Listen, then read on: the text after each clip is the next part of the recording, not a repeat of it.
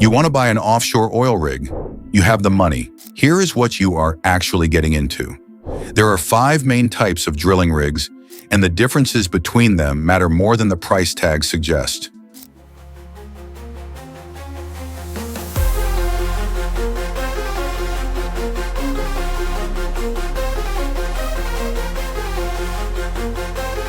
The cheapest is a jackup rig, 3 legs that rest on the seabed, operating at depths up to 120 meters, costing between $180 and $250 million. Reliable, limited to shallow water, the kind of asset that generates steady returns in established fields, and never makes the news unless something goes wrong. For deeper work, you need a semi-submersible, a floating platform on underwater pontoons, held in place by anchors, capable of drilling down to around 1 kilometer. Price range $500 to $800 million. Go deeper still, and you need a drill ship, a vessel with a drilling tower mounted in the hull, capable of operating at 3 kilometers down, costing just under $1 billion. At the top of the market sits the FPSO, floating production, storage and offloading, which pumps oil, stores it, and ships it directly from the ocean surface without connecting to shore infrastructure. $2 to $3 billion. Some operators never move them once they are positioned and producing. There is also a category you cannot buy regardless of budget. Fixed platforms built into the seabed for specific fields and never sold. Norway's Troll A stands 472 meters tall. The concrete base weighs 1 million tons. It was designed for a specific gas field and will stay there until the field is exhausted. 3 ways to acquire a rig. Order new from a major shipyard, Hyundai Heavy Industries, Samsung Heavy, Keppel in Singapore, and wait 2 to 4 years for delivery. You are paying full price for an asset arriving into a market you cannot predict at signing. The second option is the second-hand market. Large contractors like Transocean, Valaris, and Noble Corporation regularly offload older assets. In September 2025, Transocean sold 4 ultra-deepwater drill ships built between 2009 and 2011. Relatively young by industry standards, they had been sitting idle for 5 to 9 years. Transocean took a $1.9 billion loss on the sale. The buyer was not disclosed, but the transaction occurred in Greece, which narrows it considerably. The third option is post-bankruptcy auctions. After the 2014 to 2016 oil price collapse, rigs that cost $1 billion sold for $150 million. Seadrill went bankrupt twice in 4 years. The auctions looked like the deal of the century. Some were traps that took years to fully spring. Here is the trap. The moment you own a rig, costs begin whether you are drilling or not. A large deepwater rig costs $70 to $180 million a year simply to exist. No production, no revenue, no drilling, just maintenance, crew, insurance, and compliance. The crew runs 100 to 200 people at any time, rotating on 2 to 4 week schedules. Offshore workers start around $100,000 a year. Senior drilling engineers earn up to $500,000. The compensation reflects what the job involves. Living for weeks on a steel platform in open ocean, where the weather does not adjust to operational schedules and the nearest city is hours away by helicopter. Getting workers to and from the platform means exactly that. Helicopters. A single flight with operators like Bristow or CHC costs $15,000 to $30,000. Crew changes run on fixed rotations, regardless of conditions. Supply vessels carrying food, water, fuel, and equipment rent for $30,000 to $50,000 per day and run continuously. Insurance on a deepwater rig runs 2 to 5% of the asset's value annually. On an $800 million rig, that is up to $40 million per year before anything goes wrong. After a major storm or an incident on a neighboring platform, rates adjust upward for everyone in the region, regardless of individual safety records. Then there are the regulators.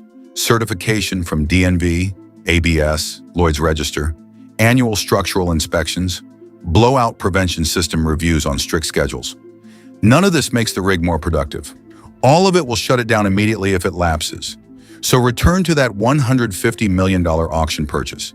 If the rig sits without a contract for a single year, The operating costs have consumed your entire discount relative to buying new. By year 2, you are behind the person who paid $1 billion and leased it out from day 1.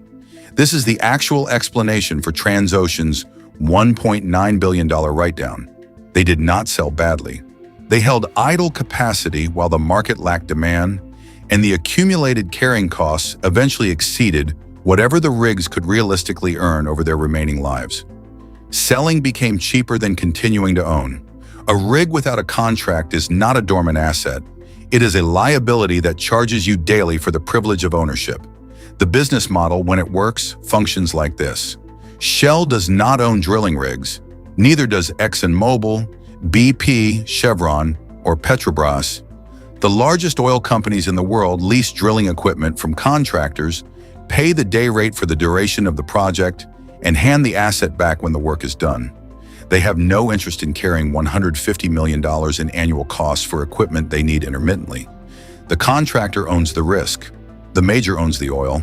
As an owner, your revenue is the day rate.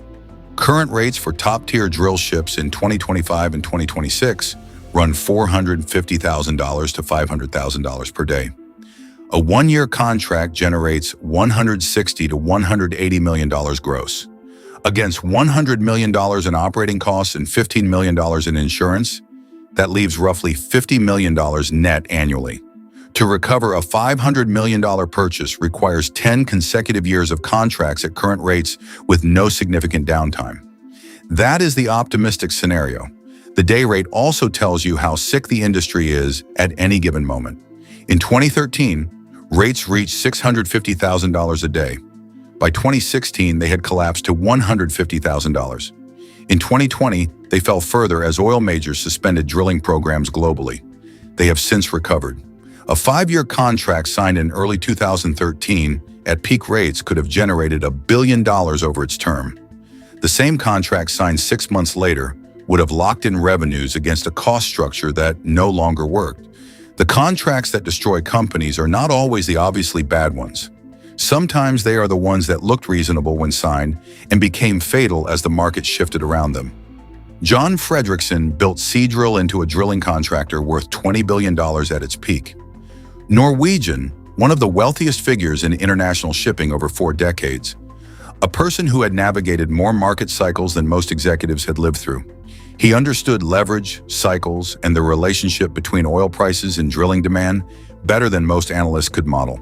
He bankrupted Seadrill in 2017, restructured it, bankrupted it again in 2021. The explanation is not incompetence. In November 2014, OPEC decided to defend market share rather than price, flooding supply into a softening market. Oil dropped from $110 a barrel to $30 within months. Drilling day rates followed.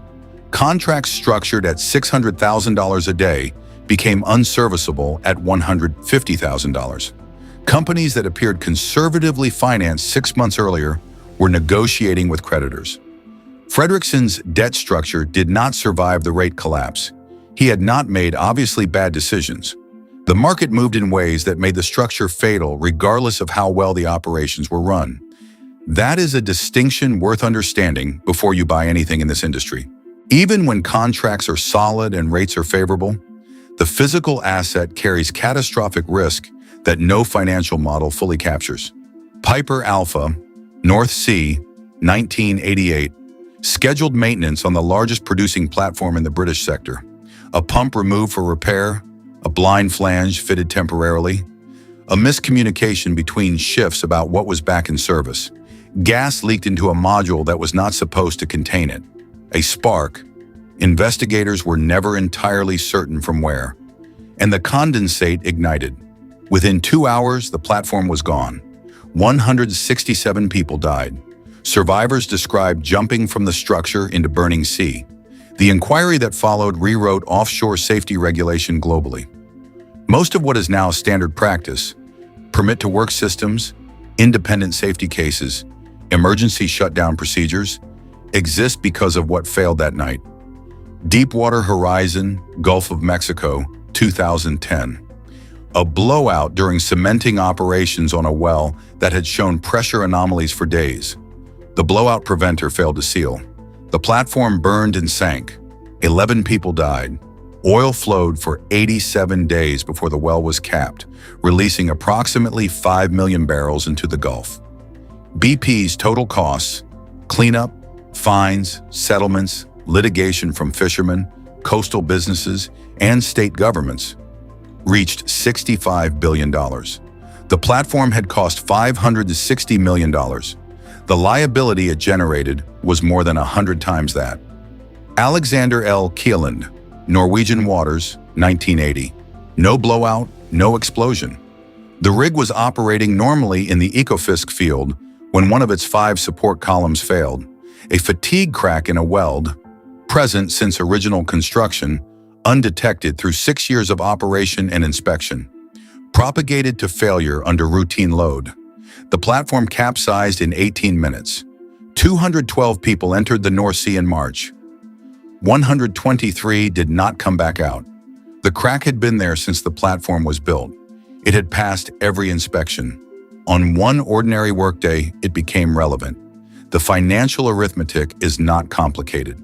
Optimistic scenario, $450,000 day rate, full year contracted, $165 million gross, $115 million in costs, $50 million net profit, 10 years to recover a $500 million investment, assuming nothing goes wrong.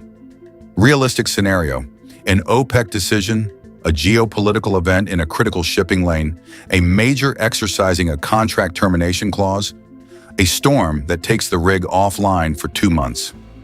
Day rate falls to $200,000, or the rig sits idle for a quarter of the year. Instead of $50 million profit, you end up $40 million into the red. The difference between those two outcomes is $90 million, and almost none of the variables that determine which one you get are within your control. Nobody buys rigs as a private individual. This is a business for sovereign wealth funds, national oil companies, and people like Fredrickson, who can apparently survive going bankrupt twice if the assets on either side of those events are large enough. The industry rewards people who can tolerate catastrophic downside across long-time horizons, who have capital available at the bottom of cycles when everyone else is selling, and who can carry idle assets through the years when contracts do not come. The people who built the large drilling empires did it by being solvent during the moments when their competitors were not. Everyone else becomes a story told at industry conferences to explain why the auction prices were so low.